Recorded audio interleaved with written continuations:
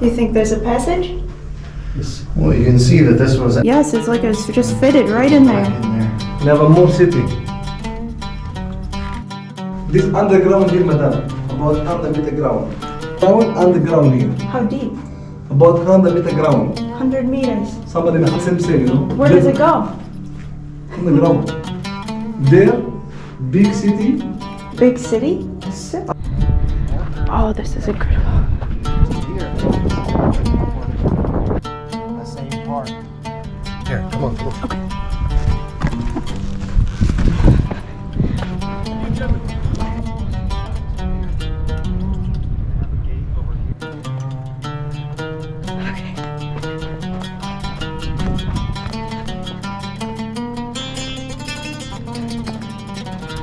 And ladies and gentlemen, this is it. This is the entrance into the subterranean underworld.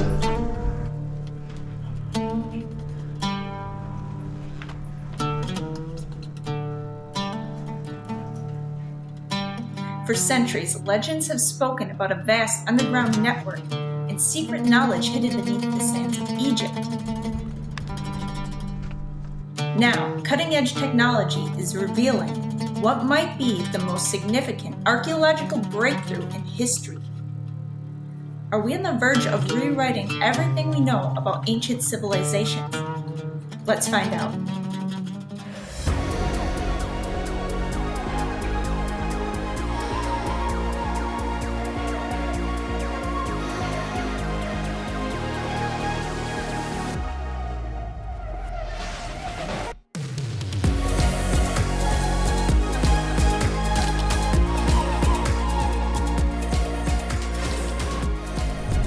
Welcome back. I'm Lex Levy and this is Ancient Odysseys. If you have not seen yet my husband Jeffrey Drum at the Land of Chems episode 149 and Sunday site visit 94, I strongly urge you to, for his amazing preface and predictions on the huge announcement that is about to be released from the synthetic radar Doppler tomography technology team, the Khafre Project. The Khafre Project is the same team that performed the Doppler scan on the Great Pyramid of Giza, where they detected previously unknown, unexplored chambers and structures within the Great Pyramid. And now they're back and the results will blow your mind. These scans confirm underground structures that will change history as we know it. Jeffrey provides a solid foundation of evidence supporting his predictions from previous research episodes, including maps of the underground network, in advance of the scanning results of the Giza Plateau. With all of these pieces coming together, the implications are astounding. They will reveal what they call, quote-unquote, the discovery of a huge city under the pyramids, that they are describing as the legendary halls of Amenti. The Khafre Project will hold a press conference on March 15th. The halls of Amenti are an ancient mystical realm described in the emerald tablets of Thoth. Thoth being the ancient Egyptian deity, the ibis-headed god of wisdom and the inventor of writing, the great scribe, believed to house the Hall of Records, aka the Akashic Records, and serve as a gateway for the enlightened beings who oversee humanity's evolution. Some traditions link Amenti to the Egyptian underworld or Duat, or a subterranean chamber beneath the Great Pyramid, where initiates undergo spiritual rebirth. Symbolizing transcendence and enlightenment, the halls represent a bridge between the material and spiritual reality, guiding seekers on a path to divine wisdom and ascension. I will now directly quote from a post written by Armando May, a member of the Khafre Project. The cooperation between the Khafre Research Project SAR Technology and Capella Space has made the discovery of the legendary halls of Amenti possible. As part of the Khafre Research Project SAR Technology, these team members invite accredited journalists to a special press conference held both in person and virtually, to unveil the results of a study that, from our perspective, is innovative and revolutionary. This study has redefined the boundaries of satellite data analysis and archaeological exploration. During the press conference, the structures corresponding to the mythical halls of Amenti will be unveiled for the first time.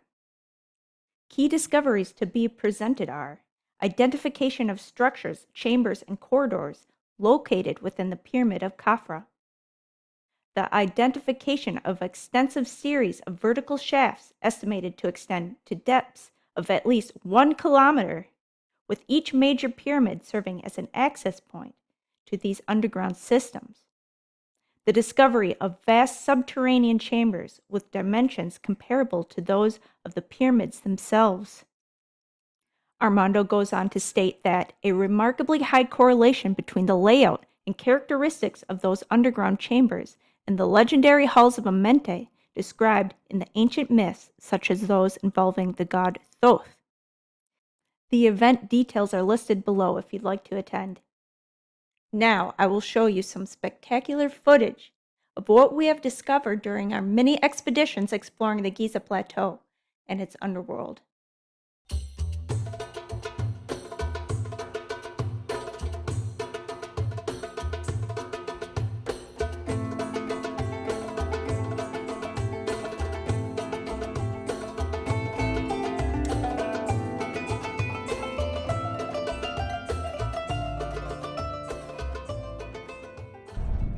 Yo, I'm Lex Levy and this is Ancient Odysseys. Today we're on the Giza Plateau on the eastern side of the Great Pyramid. We're behind G1-3 satellite pyramid and we're going to explore the Isis temple and the surrounding structures. Yalbina. And a shot of her devastatingly handsome cigar smoking cameraman.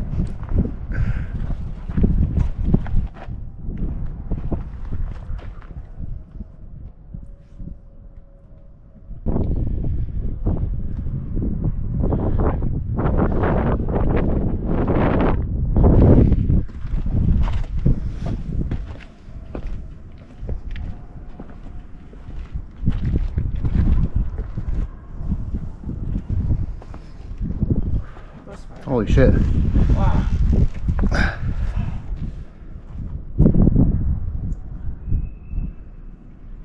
Do you see an opening down there? I can see the bottom. I would say that's probably 60 feet.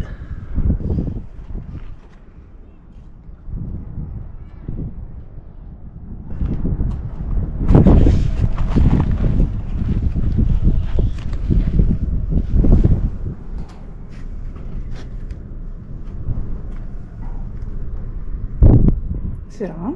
Mm-hmm.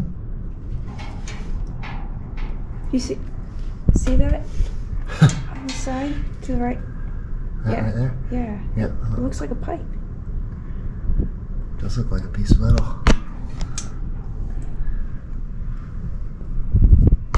Also looks like on the northern side down there that there's an inlet down into this pit. So on this side. Oh yeah, I see. I think Okay. it does look like a piece of metal there on the side, about 10 feet down.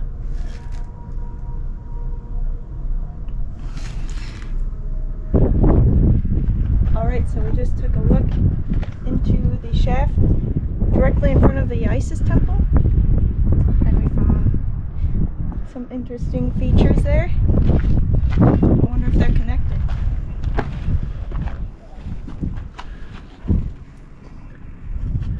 Yeah, same depth. There's another opening here. Yep. Do you have the flashlight?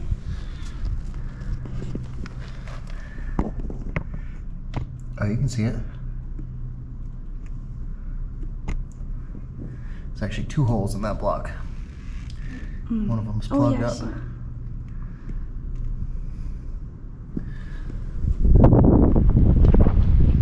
Looks like the same depth.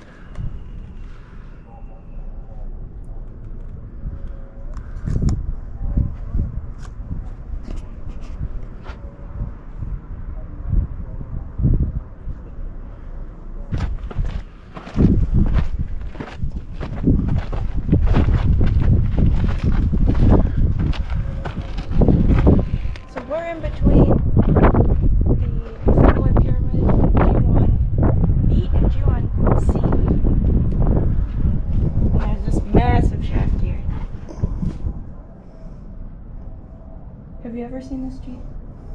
Nope.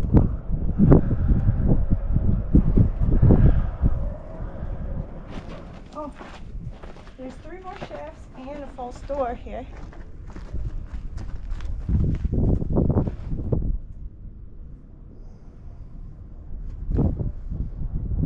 And there is no conventional explanation for these shafts. So the mystery remains. Modern explanation is garbage can. Yeah. But it has since eroded out, leaving these nice rounded edges around the side. Looks very much like the inside of the vent.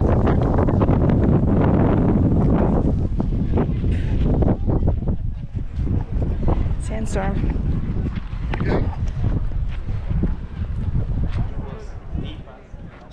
Yeah, they're super deep. I'm Lex Levy, and this is Ancient Odysseys. We're back on the Giza Plateau today.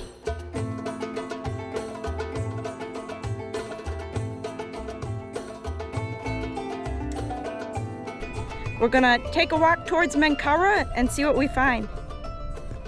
What looks to be very similar to the trial passages.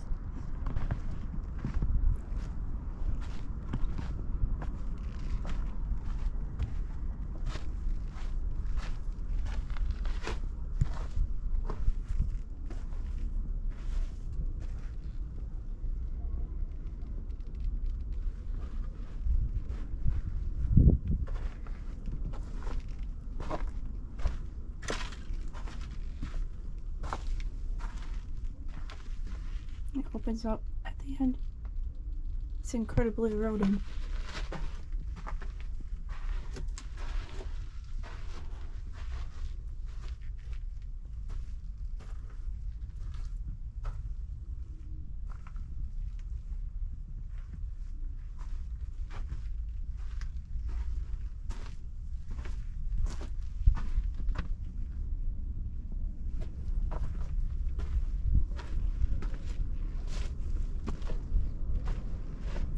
You can see more about this on G's channel, The Land of Chem.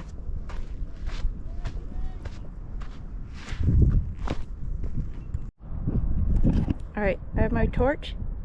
Let's take a look. Oh, sure.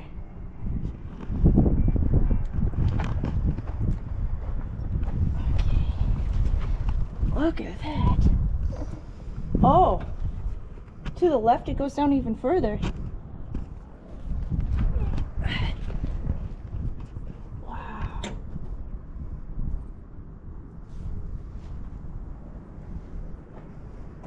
There's a whole system of these well shafts.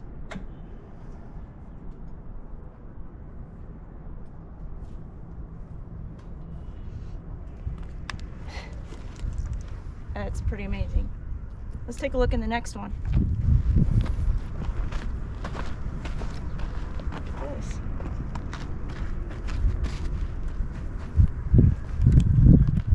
Full of trash.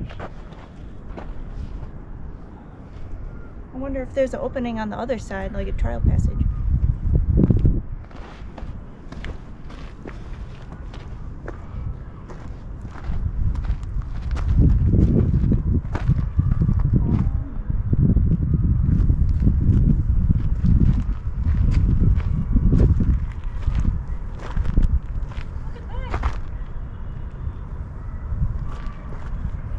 There's a horizontal passage. So this is the top side of these structures here. All of these are structures that are cut into the bedrock here. And we're on the top side looking down into these structures.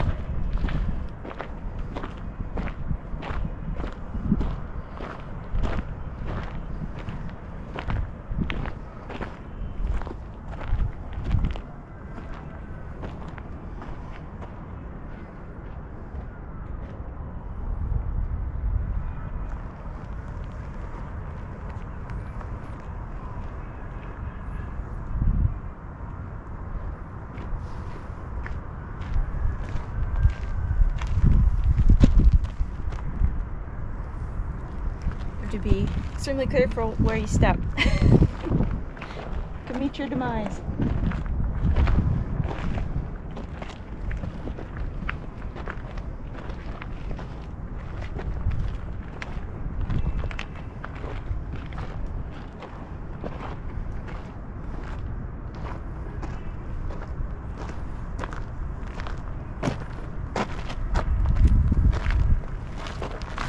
The number of these well shafts is mind-blowing.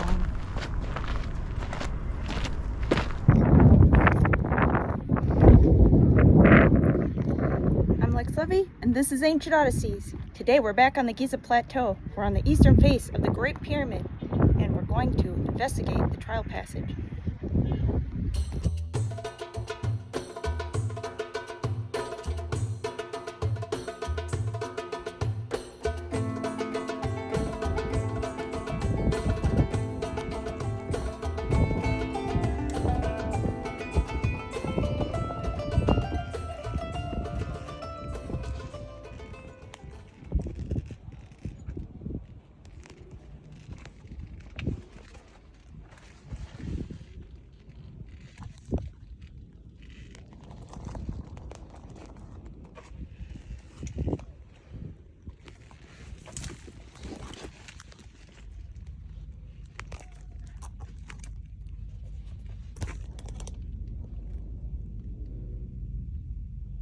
It looks like there's an opening on the right-hand side.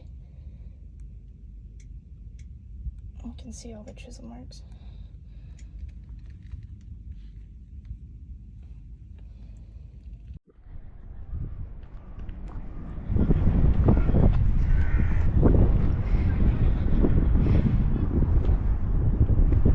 Here is the southern passage of the trial passages.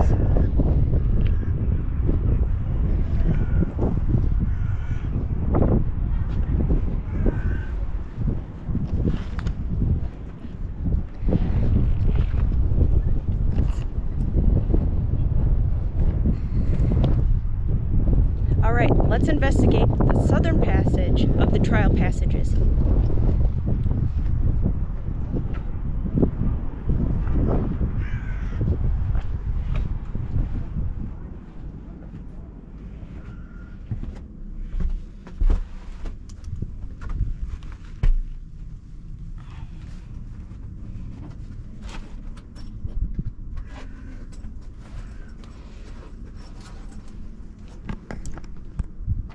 It's my husband, Jeffrey Drum from the land of Chem.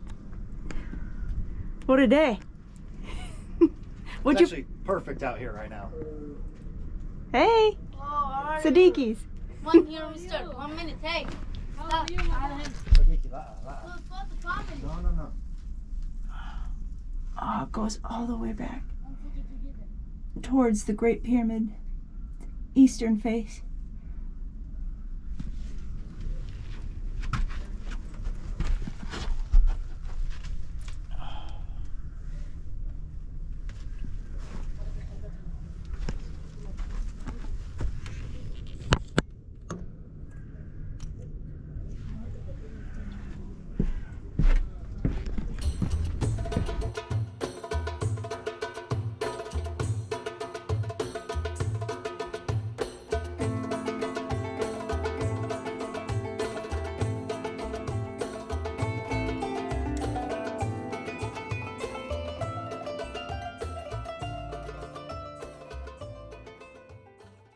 I'm Lex Levy, and this is Ancient Odysseys. Today we're back on the Giza Plateau, and we're investigating the southern side of the causeway to the central pyramid.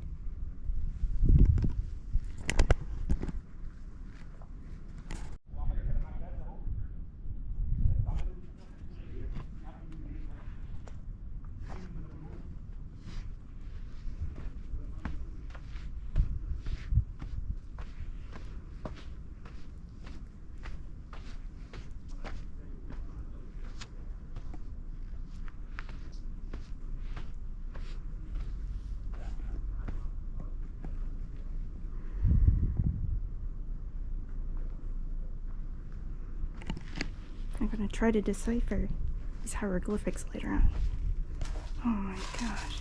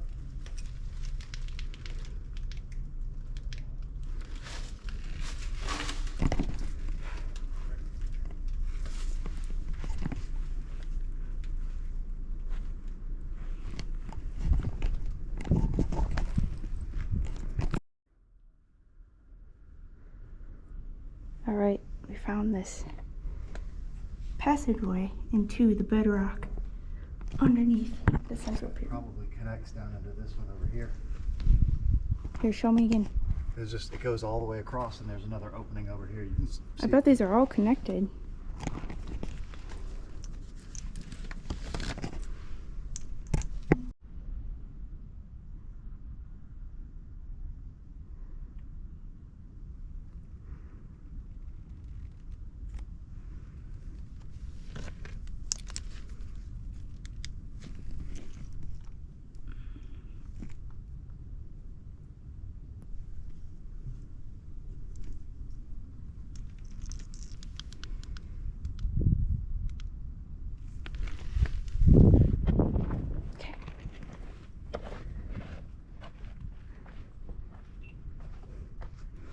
All right.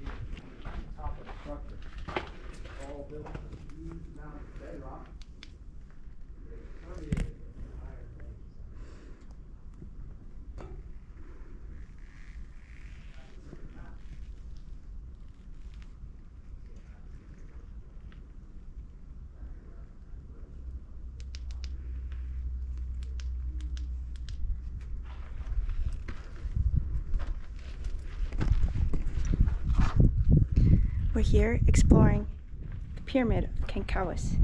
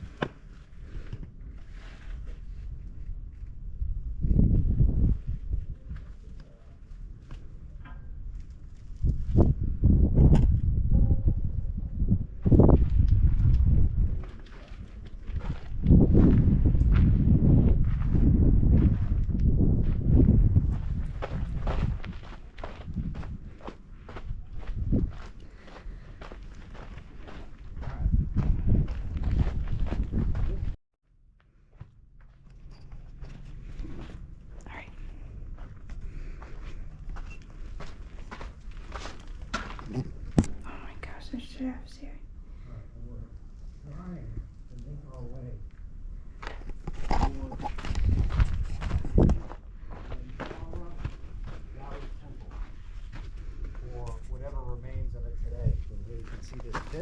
basin here.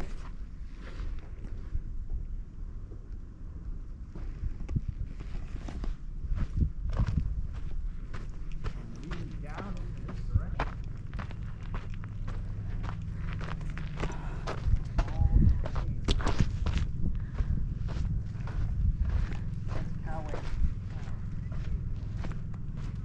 Here's the opening.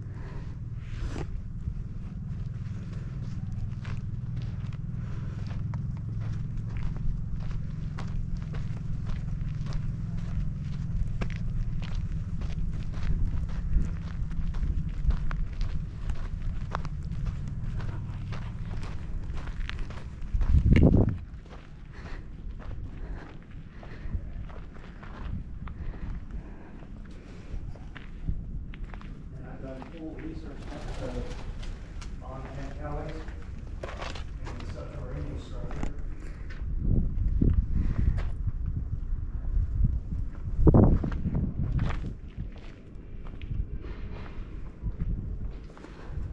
See, there's a huge piece of iron oxide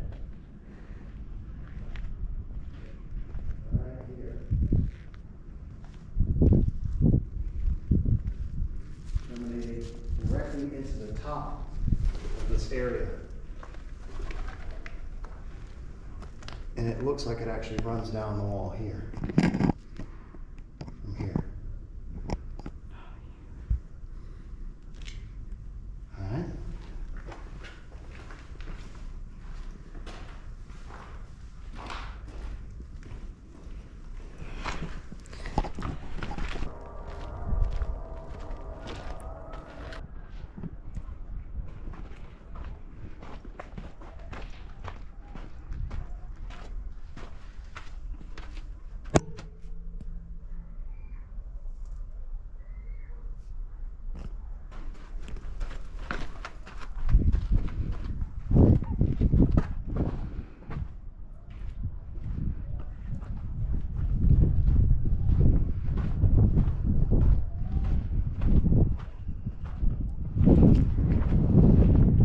What do you see? Only go down in there. Let's go. Flashlight. Yeah. That's the spirit, babe.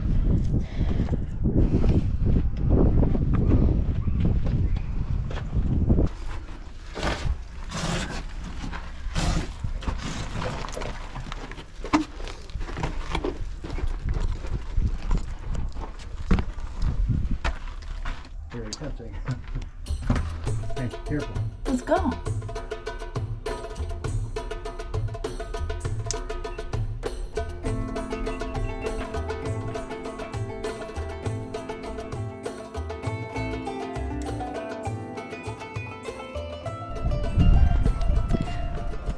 I'm here on the eastern side of the central pyramid, and behind me is a quote-unquote boat pit. See how narrow it is.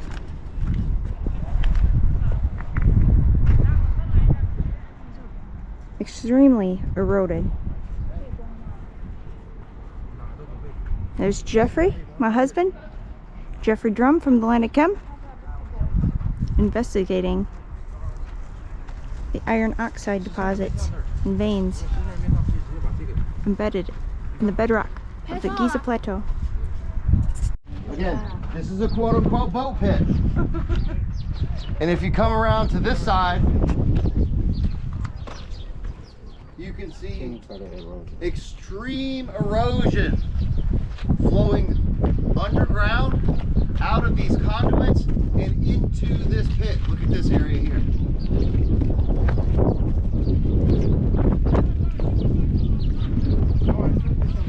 Yeah, yeah. You went in there, yeah. In there.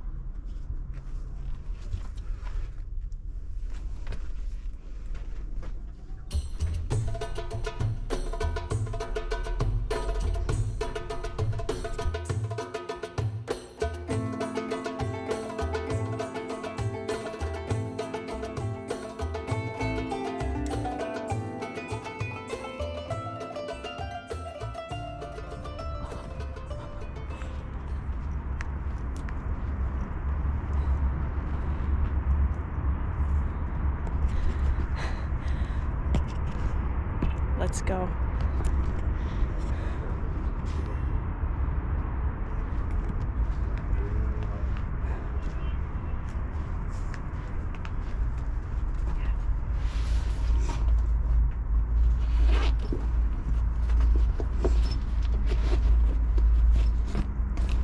Japan. Oh, this is so cool. So there are some underground structures to the left and to the right down in here. Oh my gosh. That's not the primary area of interest. What we're looking for is here. On the right, you already see those bats in here.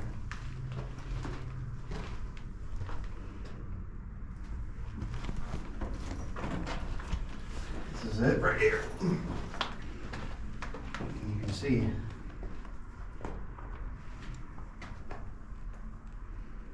that this area, the opening, was once covered up.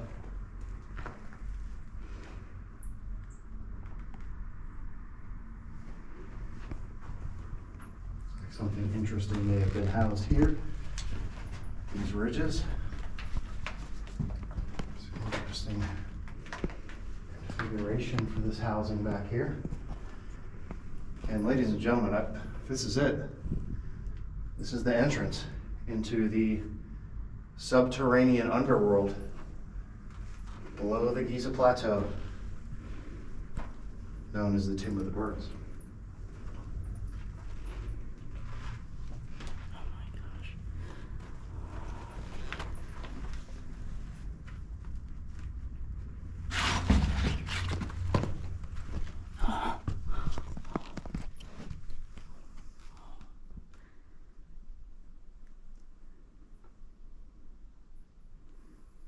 This is incredible. And I will say, it stinks in here. Because this is a bat cave. But I can tell you, the smell in here has absolutely nothing, no similarity whatsoever to the smell of ammonia inside of the Red Pyramid. It smells like what you would expect a rodent to smell like in here. But inside of the Red Pyramid, it is pure chemical ammonia. And back there, ladies and gentlemen, these are the entrances into the tunnels. Look at that red iron oxide material.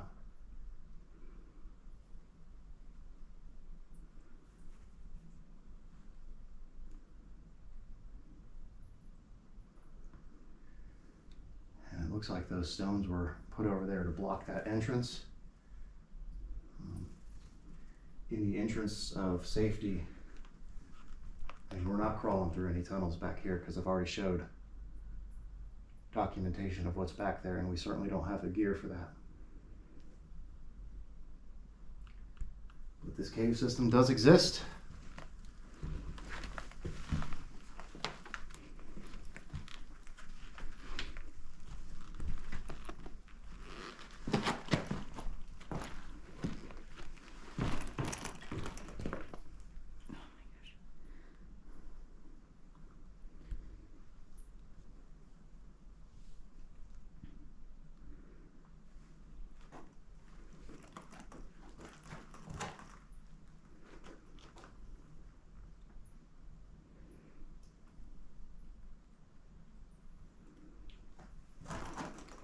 Oh, should we get our headlights?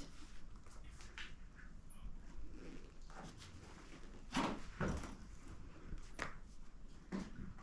to be extremely careful.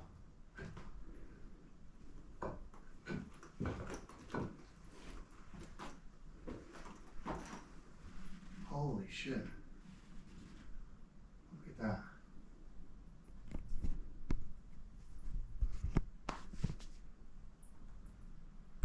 It exists, ladies and gentlemen.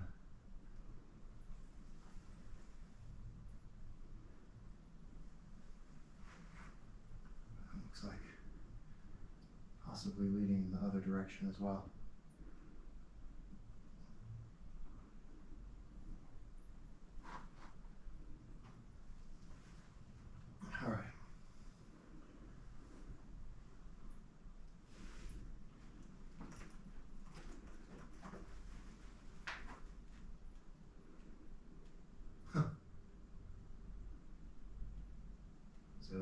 will say that we've been quite fortunate on today's expedition. Look at all that iron oxide.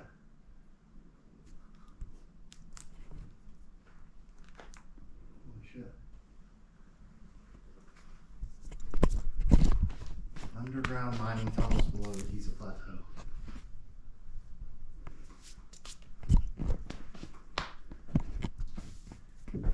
It's one of those things that it just seems like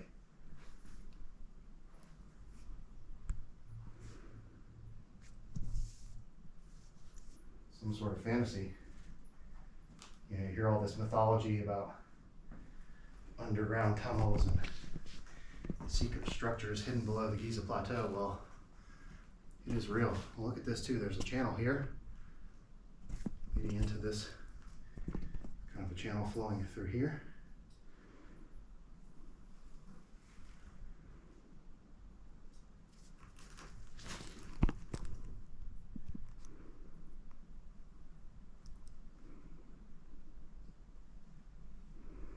That's crazy. Let's just get one more shot back here. Yeah.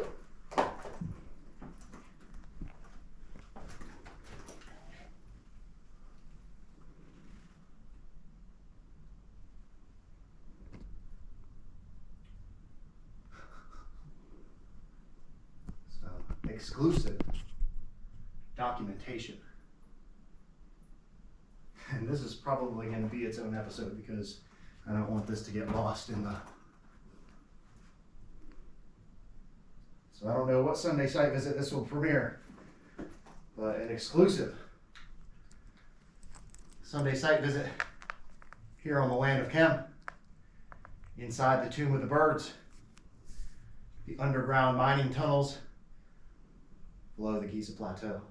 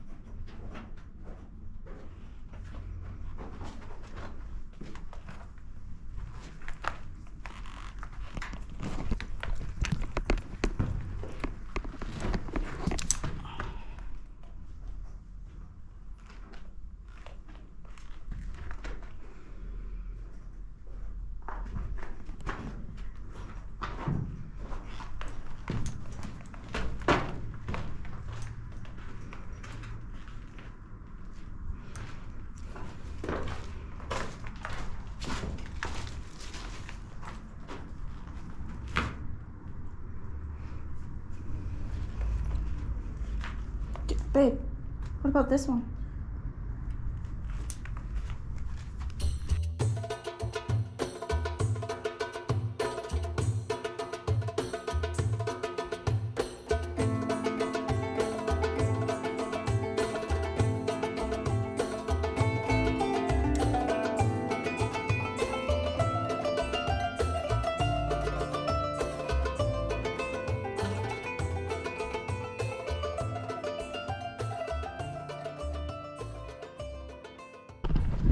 We're about to investigate Gebel Ghibli. I can guarantee you this is something. Oh, there's definitely caves and tunnels that go back into this thing.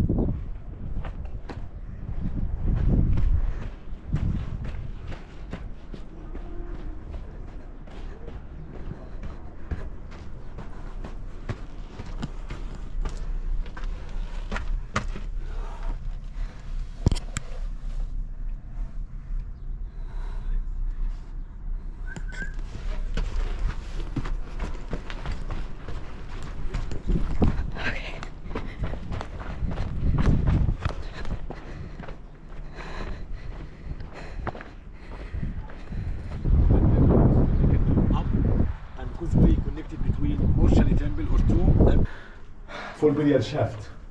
Inside, you can see. I have a flashlight. Wow, there's a shaft here.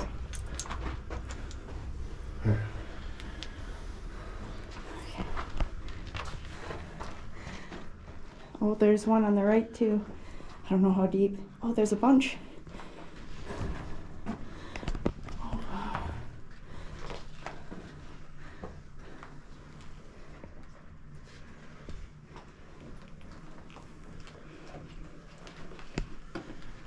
Look at that. Can you shine from over my side? It's hard to say if it goes back beyond the wall. Was it good there?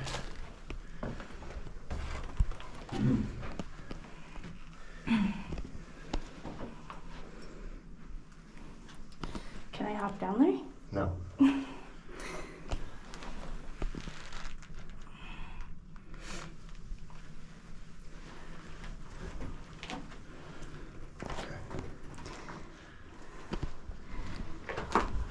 What was found in here? Yeah. Small statues for the owner of the tomb. It's in the Egyptian museum. That's interesting. That might be a solution. Huh. It's the one to come after all. Yeah. Interesting. I wonder what that was for.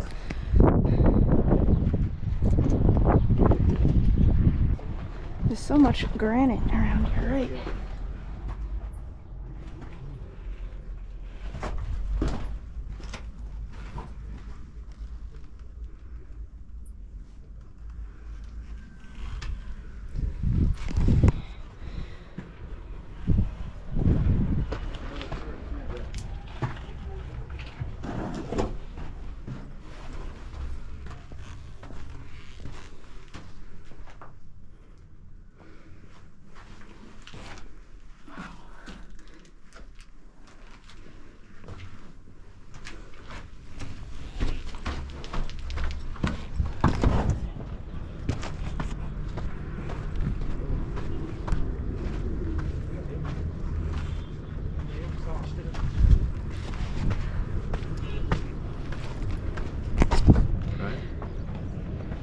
We're exploring on top of Gebel Ghibli now. We have limited time.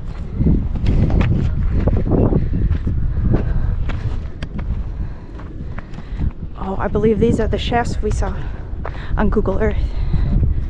Oh, this is incredible. If you want to see the full footage Oh, babe. from that, go check out my wife Alexa's channel, Ancient Odysseys. And of course here at the top of this mountain, another huge shaft that has that same vertical feature here that we highlighted on our last expedition to explore the causeway area. And this definitely continues back in this direction. It may go in all four directions.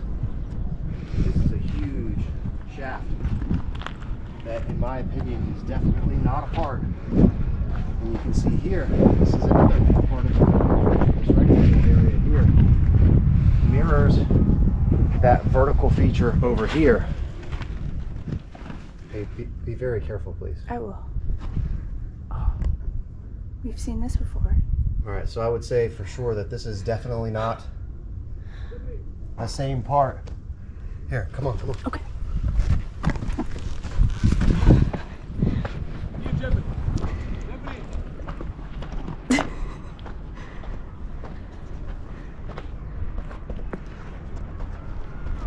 There's another shaft. And a fantastic view of the entire Giza Plateau.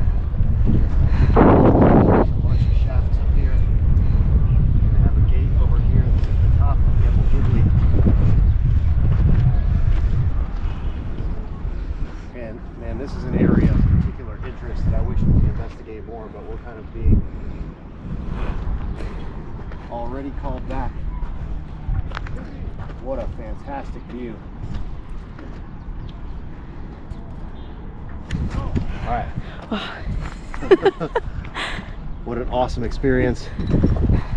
Again, go check out my wife Alexa's channel, Ancient Odysseys, to see the full footage from the workers' cemetery. Thank you.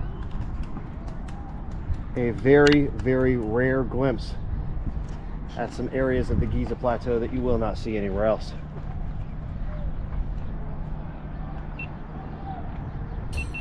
Okay.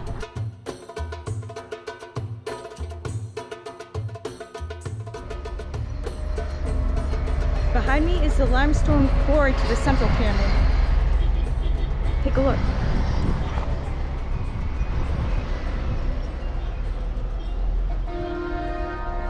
Babe, take a look at this. Oh my gosh. Oh, it's a tunnel that goes far down into the bedrock.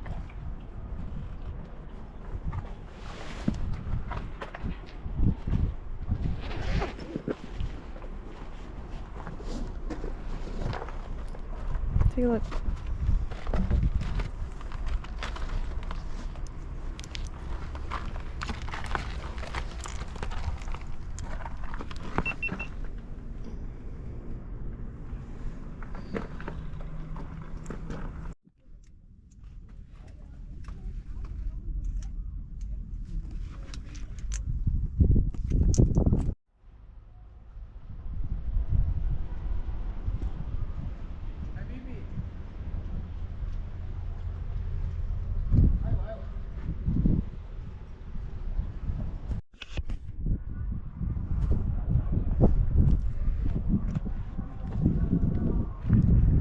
Alright, we're here on the southern side of the central pyramid, and we are examining what remains of the satellite pyramid. Let's take a look.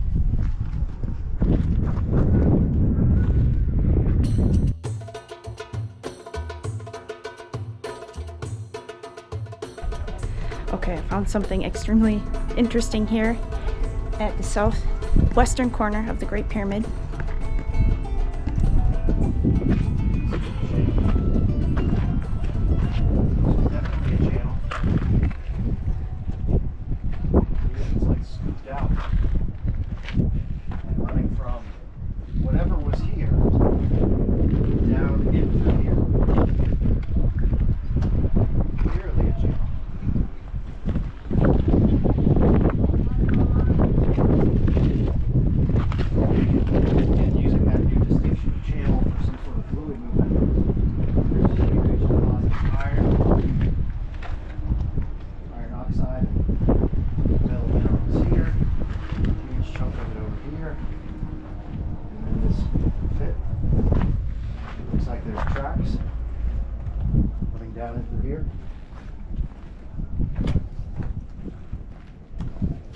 It looks like there's light.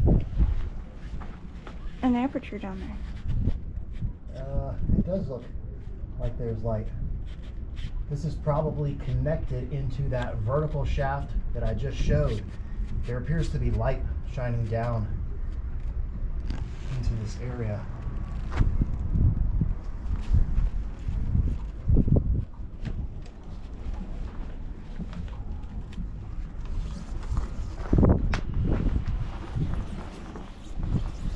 Do you want the flashlight?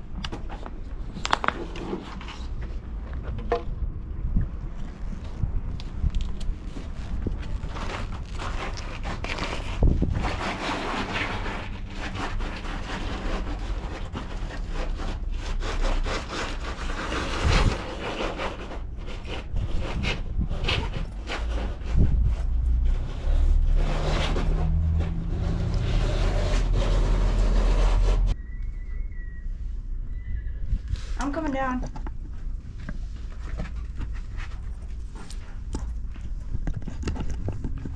Here we go.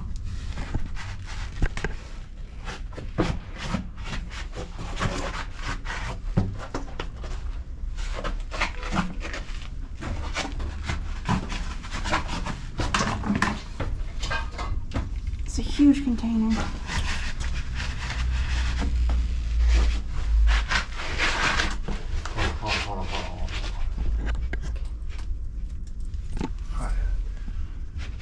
Channel here.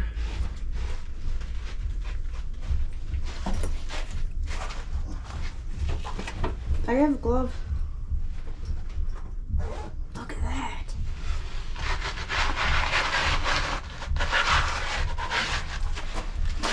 This is so exciting. Wow. This is crazy.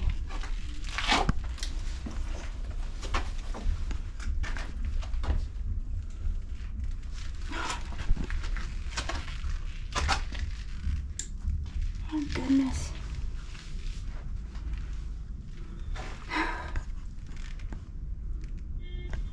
Can you see inside? It's just empty and filled with trash. Still get a shot. I got it. Okay.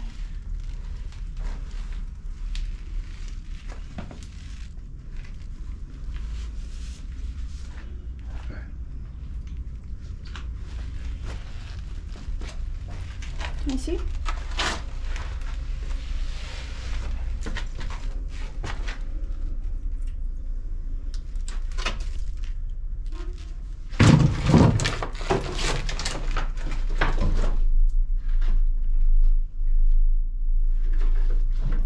I wonder if this is marked on the Westfield map.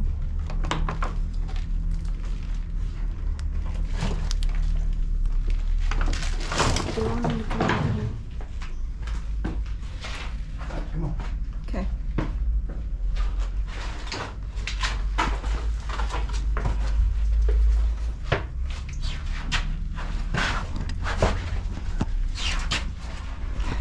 So cool. Look at these tracks.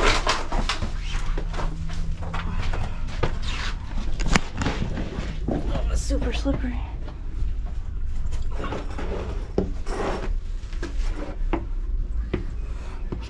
Into the light.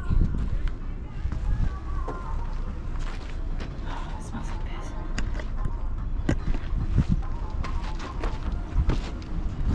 That was cool. What do you think?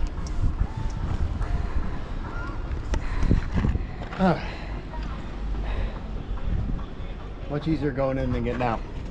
Slippery.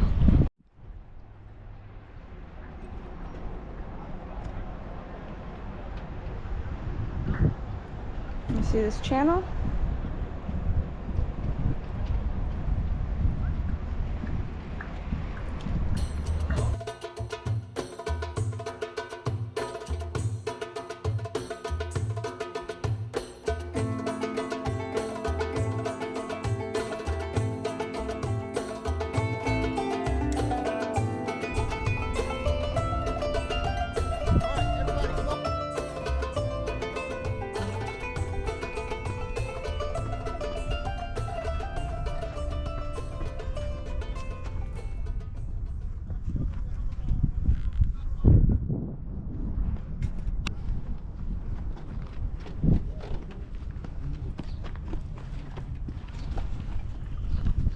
Let's go.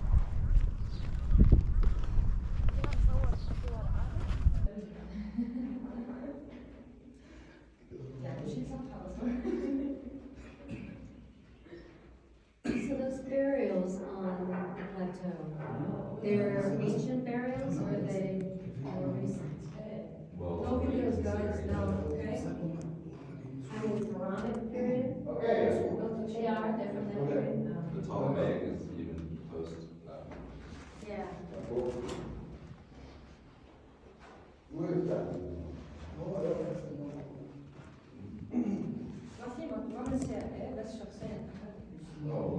Notice the patterns and how they carved it. They carved it like a herringbone pattern.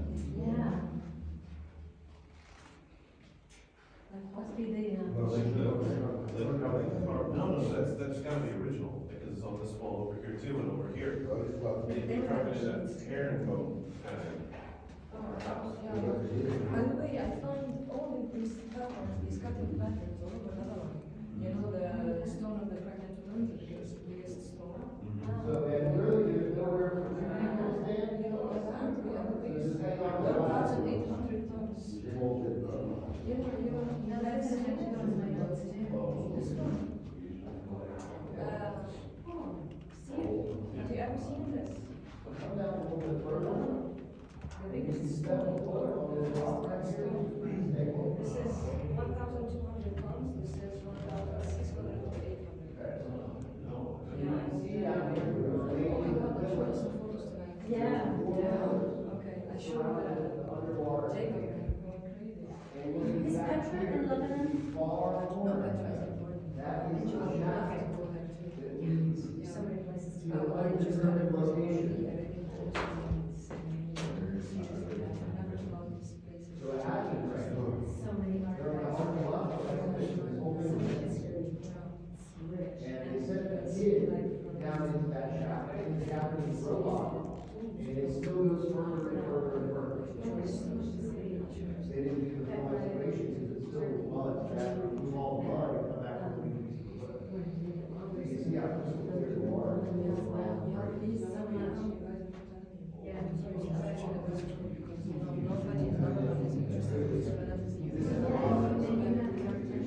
I'm like hunting megalithic sites, so I have like 16 or 18 sites that I know of, where there are huge different anomalies and huge rocks.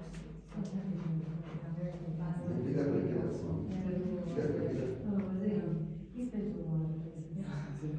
That's what I went to.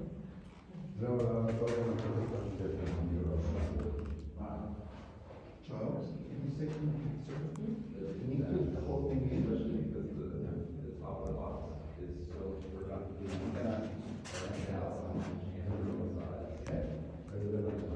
Well, I believe it's probably a very spectacular looking artifact. And it looks like the top left side is cut.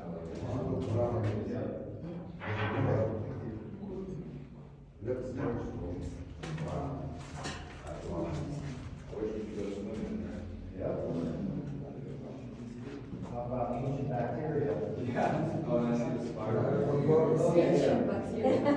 It's like coming out. So that one does look like a shell. Yeah, it's still, I mean, Huh? Next. well, hold on. Are you coming back up? Yeah, you're gonna have to stand on the ladder and flood it. Oh, so you can't go all the way down. Well, you Oh, can, you can. if you want to get your shoes wet. I would recommend not doing that. Yeah. You can. I think it might be a piece Yeah, of light lost muscle. underwater. Yeah, I don't wanna get my shoes wet. It's fine if you I set think your it's back best against the like wall this. and you get all the way down. Okay. All right, next one. Shit. That is Oh, there's crazy. lots of water down there. Just wait till you guys see how big that box is. Which reminds me of It's like- way bigger than this. And the place up there, remind- It's like the size of one of the cut outs. Like the whole entire thing.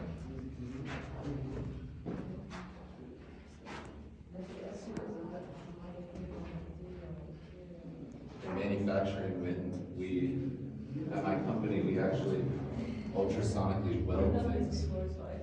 Yeah, plastics to plastics, and you use ultrasonic beam, and it makes beads like this. It makes beading, kind of like welding knives. Like you have a bead line. Bead? Yeah, bead. Okay. The other constructions in Egypt. And dacite has an extremely high content of microcrystalline quartz. So we've already been talking about the function of quartz for ultrasound. Again, the finer the particles, the higher concentration of quartz you can get in the material, the more effective it is for producing ultrasonic vibrations. This container is black basalt. And we'll see that same green material inside of here. If you guys look in here, you can see some green ooze down in there.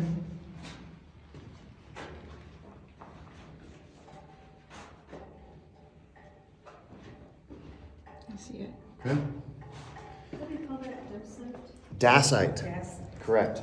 Every time I write something, my autocorrect immediately. Basically, an ultrasonic laser. You just moving it through.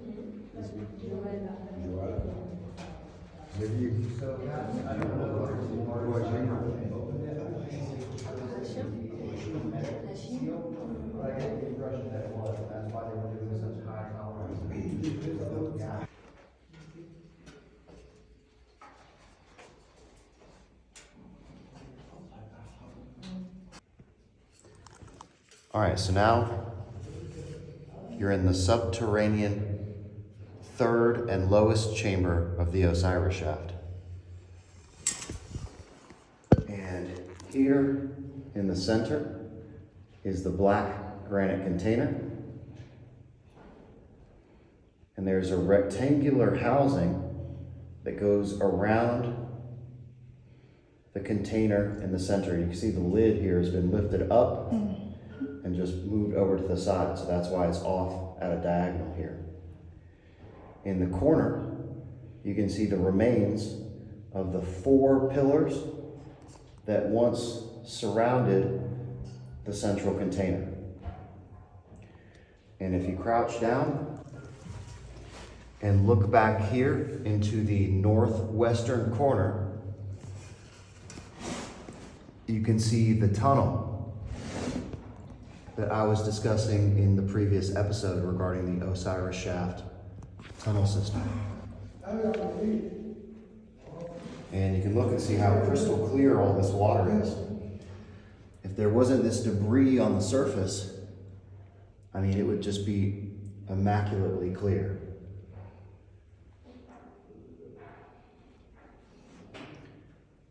So this is an indication of a subterranean water source, an independent aquifer directly below the structure that is not tapped into the Nile, because the water in here does not fluctuate. We know the Nile River isn't anywhere close to this structure now.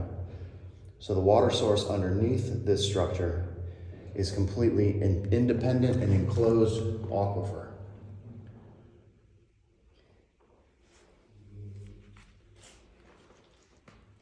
I don't know if I can reach the tunnel.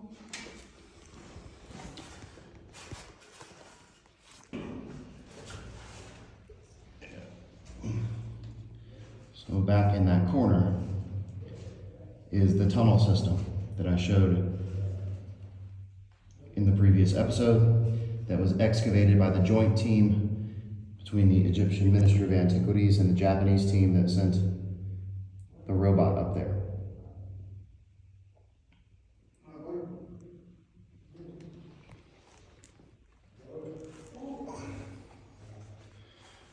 There's a good shot of the container.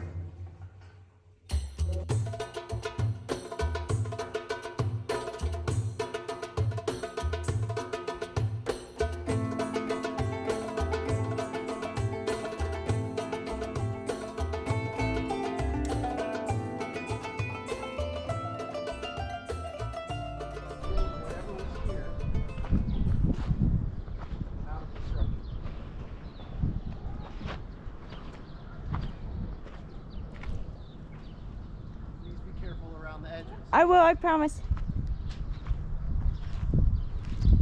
There's a huge cave over there.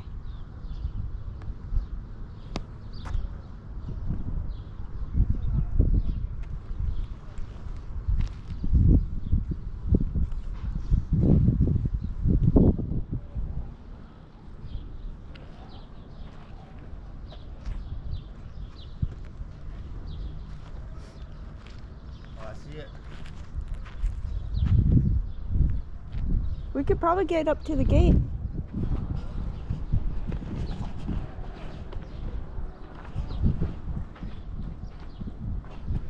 Hey. We're being watched. Okay. I mean, there's a whole nother portion of the causeway.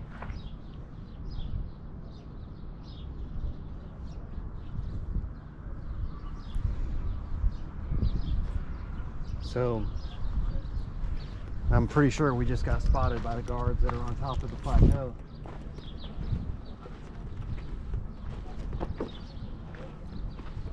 Yeah, we could just go and Yeah, it's not, we're outside the gate. turn around. I want to look at this over here too.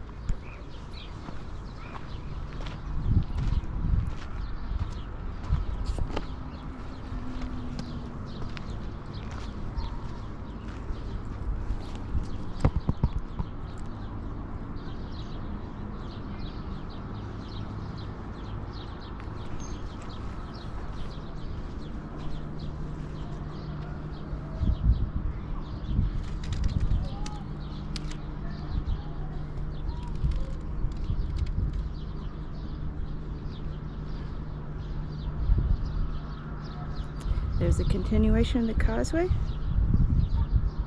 We're at a higher elevation. We're gonna take a look at this cave spotted. We're being watched by a guard on top of the hill.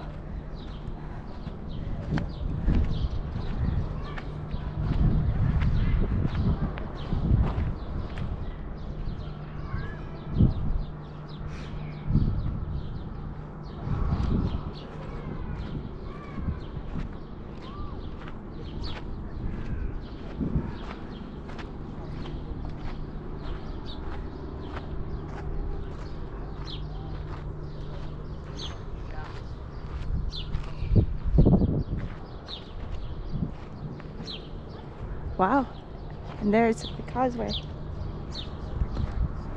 The guards are up top there watching us.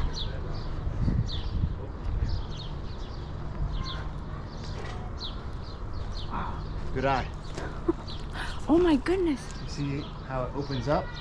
Look at that, Yeah. that circular shaft right there. You're right. Is that writing? Oh, I might be able to zoom on my phone. Yeah, so we're gonna try to get some pictures. You can't zoom on the GoPro. But there's definitely something there, for sure. And it looks like it may also go back in this direction.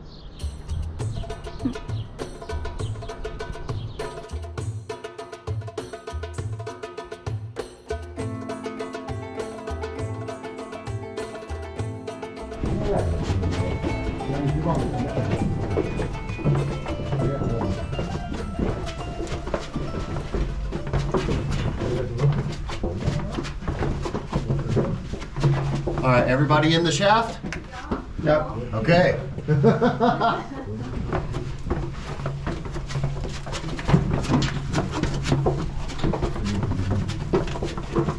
So just imagine what this was like for the early archaeologists exploring the Great Pyramid who didn't have the luxury of the light system.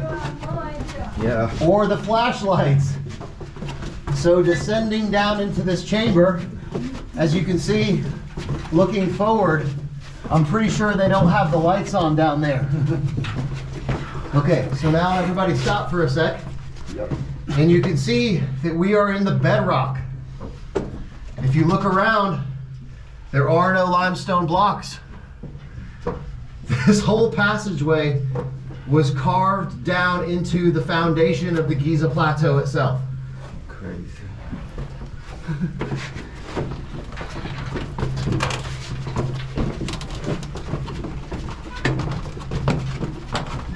Okay, so anomalous area number 1. So as you cross through this area here, take a look on your right, up into this cavity, and you can see a huge vein of iron oxide that runs through the bedrock here in the subterranean chamber. And this is the first vein of iron oxide that we'll see. I have never heard this reported or shown by anyone else coming down into the subterranean chamber. And this is extremely important. As we talked about before, the dielectric capacity of iron oxide is double that of limestone. Limestone has a dielectric constant of 6 or 7. Iron oxide has a dielectric constant of 14. We're stopping. So just make sure to take a look at that area as you cross through there so you don't miss that.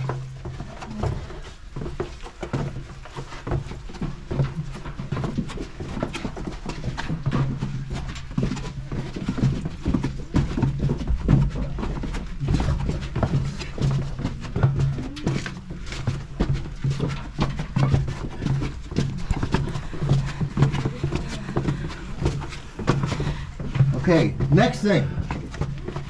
Here on the right,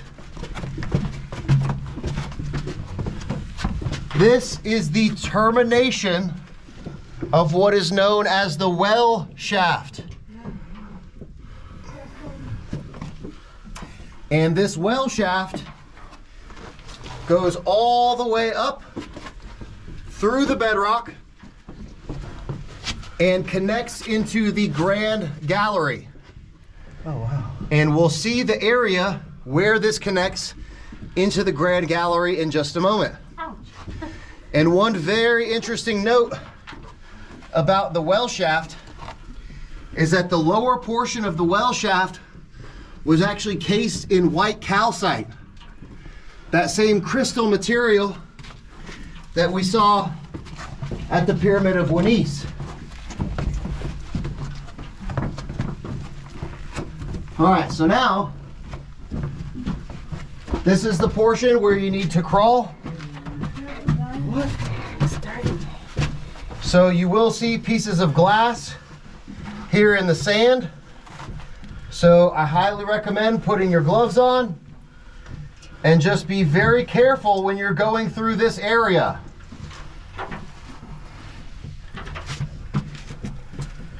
It's a very short passageway.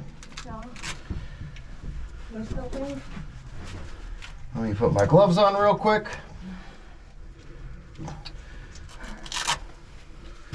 And if you have your headlamps, this is another good place to use them. So this is awesome that we get to go in here in the dark. Okay, Yalavina. Whoa. Yalavina. Wait till you hear the acoustic properties as you crawl through here.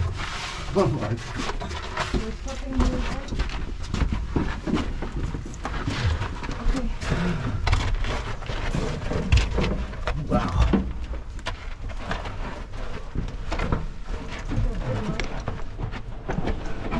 All right, so there's an artifact I wanted to check for here on your right.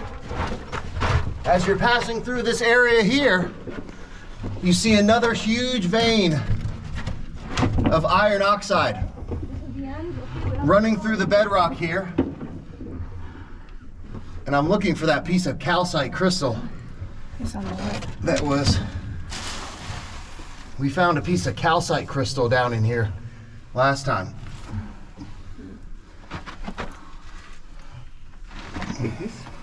No. No, so it's like a piece of, and it may have since been reburied or moved. But this piece of granite here is not from this chamber. I'll explain that here in just a sec. Okay.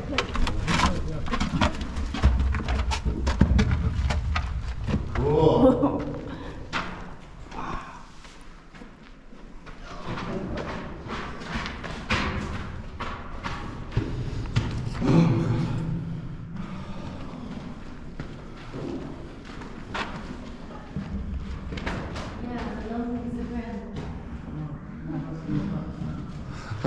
This is awesome. And the last time I was in here, I didn't notice the acoustic properties as much, but it's booming in here. Yeah. Oh, wait, this is it. This is the subterranean chamber, yeah. Correct. Take a look. Is it correctly smelled? It smells a little funky down here. I wouldn't necessarily say that's funky like the Red Pyramid, but this is very unusual that they have this open over here. I guess our journey isn't over. Well, this is a dead end.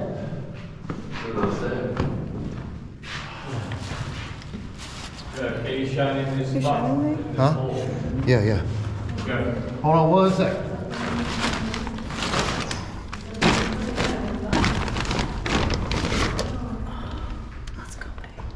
So this is a wild, wild chamber. And what appears to be a rough cut area here may have actually been producing some very interesting fluid dynamics in the lower portion of this chamber.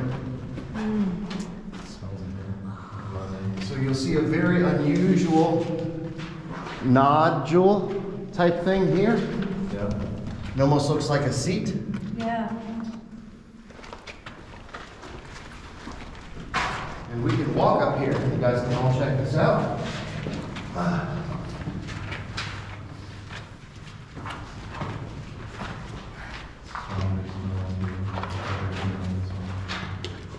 There looks to be a similar seat-like configuration over here.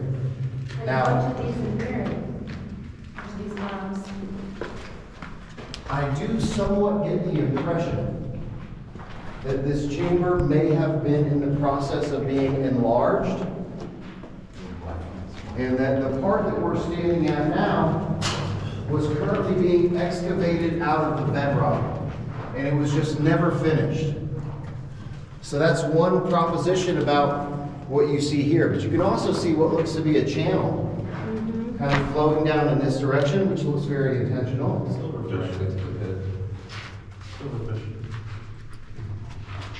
Right, going down into the pit. Right. Pretty well lined. And these are just very unusual looking housings and the remnants of bedrock for a civilization that we know was very organized about the way they built things. It appears to be very haphazard. You know, it wasn't an organized removal of stone from this area. It's either very intentional, and John Cadman has done some research. Again, I disagree slightly with his idea that this was a ram pump. John is the one who did this duplicate on the chamber. The replica, and he made a working model. Yeah. But And he injected like coloring so you can see. yes, correct, John Cadman, yeah. Do you know John Cadman? And he knows that there are some very interesting fluid dynamic patterns that happen when water is introduced into this chamber, created by this bedrock formation. What do you think? That's most likely iron oxide. Why do you? Does not look like very systematic quarry. So it's It doesn't look intentional. oh yeah. Especially this little nodule here in the center. Nodule. Yeah. And that sort of thing. Yep. And then smoothing this whole ceiling, right? Yep. Leaving all this stuff rough here. Yes. It's just an odd. It's like a channel here.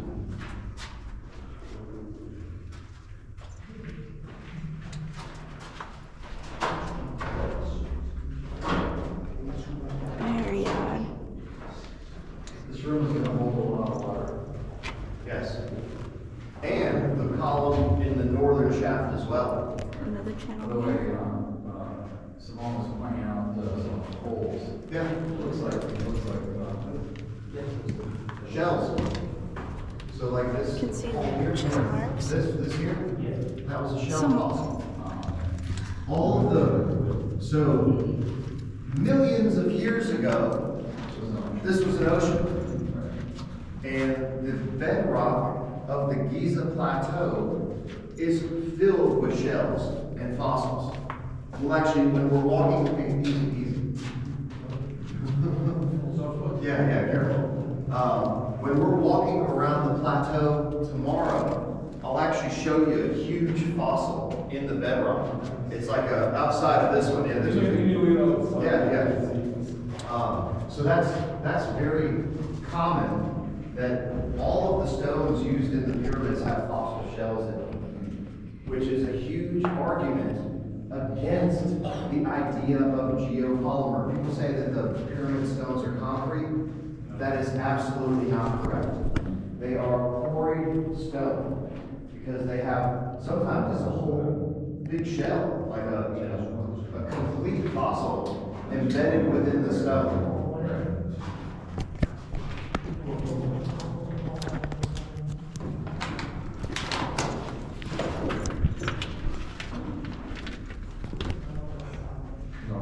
So I was looking at the magnetic field, but then it's because of the metal bar here.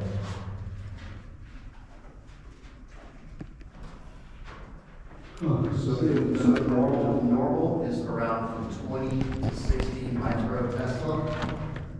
It's this here. So the conventional story is that there were ropes through those grooves and that they had wooden rollers. So when we get to the antechamber, I'll show you the configuration of the antechamber. And one hypothesis about the function of the antechamber is that there were rollers in the housings in the antechamber and ropes, and you could raise and lower the blocks from the antechamber using this system of rollers. See, so here,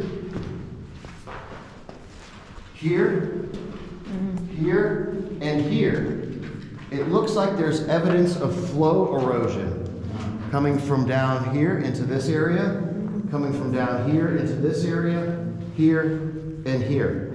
And this bottom is original? Like, Yes. So you can see down there that there is wet mud inside of that shaft, and it's never been fully excavated. This is actually, you can see how it looks like the water level must have dropped recently, because this was wetter looking the last time we were in here. But you can see how caked up all that mud is. It's still wet, and that thing has never been fully excavated. Now this piece of granite here is another piece that does not belong in the subterranean chamber. This piece of granite is from the antechamber. In this pyramid? Yes, this piece of granite here, and the piece of granite that we saw on the way in here on the right side. Correct. So it looks like this subterranean chamber, and this shaft in particular, may have had a dual function. For the pump mechanism, which drove water through the well shaft into the upper chamber, but then you could also drain water out of here when needed. And that's what I think is causing this fluid dynamic erosion pattern leading down into this. This is where the water went out of the structure, not through that dead end shaft over there. So that's really the only reason that I disagree with Cadman. He's a very prolific researcher, and his ideas on the fluid dynamics and the compression wave, but it's not a water hammer per se. There's not a rocking back and forth motion that drives the water out that way. It was being pumped up into the upper chambers. And if you guys are feeling up to it, I mean, we can crawl down that little shaft. Who's up for it? Okay? But we'll just have to go out backwards, because again, I don't think there's enough. It's just a dead end. Can Yeah, it is just a dead end. But remember, this may be your only chance I? Yeah. to get down inside here. I'm like gonna take my phone with me so you can like, or should I? So I'll go with you. Yeah, I'm not gonna let you go by yourself. I don't mind. Can you shine into this? And I'll go first, Can you see the end of it? so that if anything happens, it happens to me first. Nothing's gonna But you happen. can't. Yeah. It's not that far. No, it's not that far. Let's go. But I would like to be able to say conclusively that it is a dead end. Right? You hear just speculatively Look at the holes in there. about these things. Yeah, so there are 2 holes that are drilled into that piece of red granite.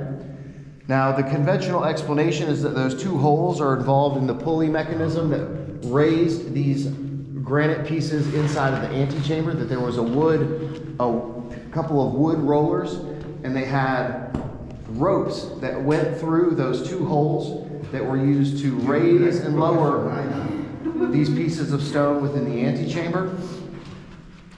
I disagree with that because I don't think that those pieces of red granite were intended to move. I think there was a component that was housed in those things, not rope.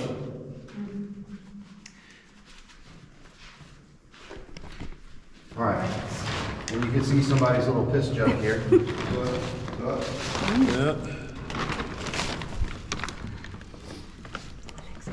All right.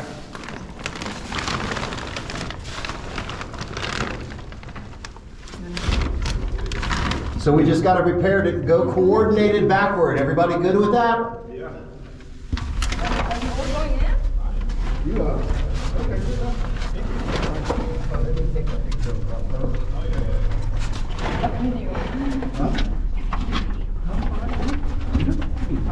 Yeah.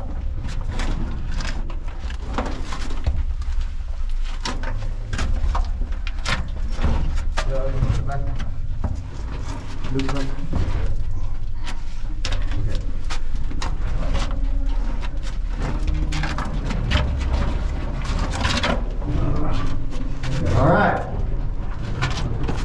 So I can tell you for sure, just looking at it, that this is a dead end. Yeah.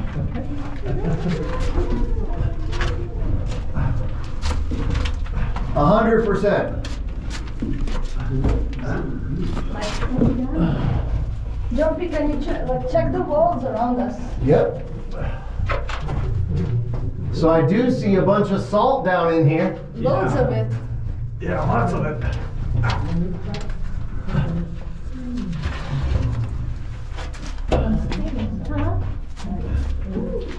But yes, that is as dead end as it gets. That's it? That's it. Yeah. That's not very far. No, it's not very far. So the idea that this was a ram pump and that water was being pumped out of the structure through this area, well, we just disproved that, right? Yeah. Because this doesn't go anywhere, that's bedrock. So if water was in this chamber, it only had one way to go, which is up through the well shaft into the rest of the structure. And I think we can all kind of pivot. If you want to come further, hey Lex, see if you can turn around. I don't think I can. So then just go backwards. If you can't turn around. Here, babe. Take the camera. You can get the termination. Just turn around now? So the ladies and gentlemen at home can see this for yourself, that we're not just saying that. This is the end, the dead end of the shaft. What's this fissure, Jeffrey? What do you think? Hold on, let me turn around and I can see it. Right. Oh my God, there's plenty of salt around this. Ton of salt on the ceiling. Yeah. Okay. There you go. Oh, yeah, there looks like there is enough space to turn around up there. Well, so not much here. No, I can barely turn around. So just go backwards. Okay. What do you, like there's this really prominent fissure right here. All right, let me take a look.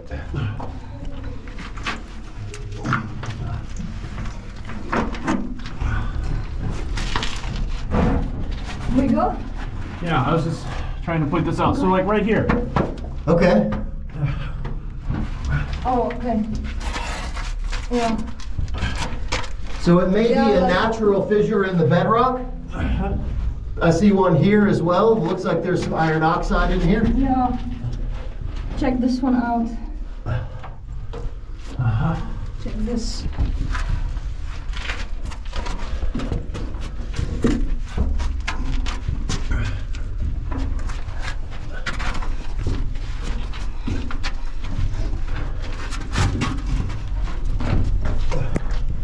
Yeah, so that does look like just a natural fissure. And I do see some iron oxide in here. Yeah. So very similar to what we saw on the way down in the shaft. Yeah. Just a much smaller vein.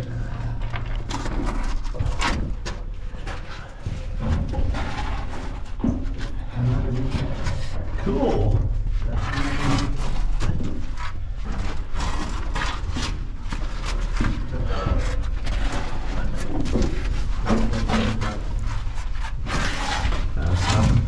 Some garbage. How you doing? Huh? How you doing? I'm good. It's hot up in here. Okay.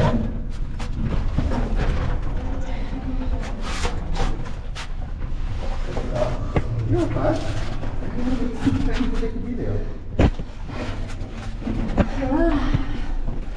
Okay. So it's locked.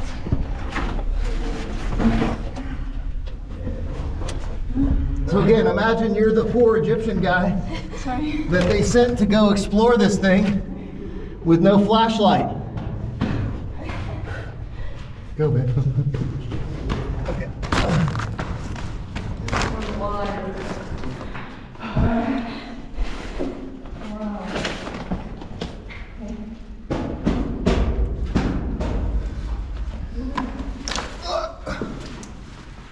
Okay.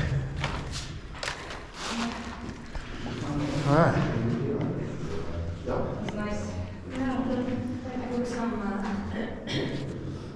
Okay. So we know the water wasn't going out through where we just were. So the water could only go down or up. So let's say instead of the pump block coming down the descending shaft, what if it went the opposite way and it was like the back of a syringe that pulled water up through this from a subterranean aquifer, pulled water into the system, and then all you need is a two-way valve. So when you're pulling in this way, the valve opens in this direction, allowing water into the chamber, and then when the block moves in the other direction, the valve is pushed down and the water is pushed up into the upper chambers. And then what would be the purpose of that? Just for overflow or something? So I believe that this, and I agree with Cadman, that there is compression, fluid compression in this shaft that assists in pushing water back out in this direction. Right, it'll go back, hit the ground. Because he showed in his experiments that the fluid pushes back out into this direction as well.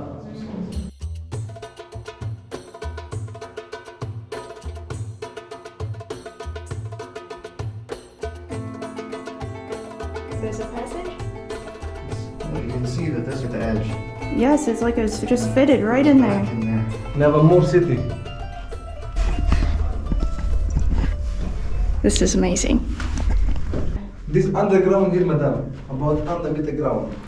Another It's pit? end here. The people live here, underground here. How deep? About 100 meter ground. 100 meters. Somebody 100 meters, somebody 50 meters. Ah. It's not same, you know. Where does it go? On the ground. There, big city, with Dr. Mark, his work there. But the problem is when working, you get to soak the sand first, and then have the water, and after work inside. The big city? Yes, up there. Just look for me. Come on. What's your name, sir? What's your name, guys? What's your name? Oh my gosh. What's your name, madam? Be careful. Shukran. Welcome, madam.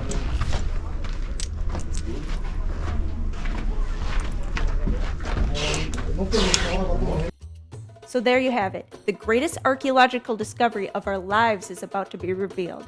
The past is unfolding before our eyes, and we are witnessing history in the making. It is an incredibly exciting time to be alive, as the veil is being lifted on many of the great ancient mysteries. I'm so excited and honored that we are a part of it. 2025 is going to be absolutely wild.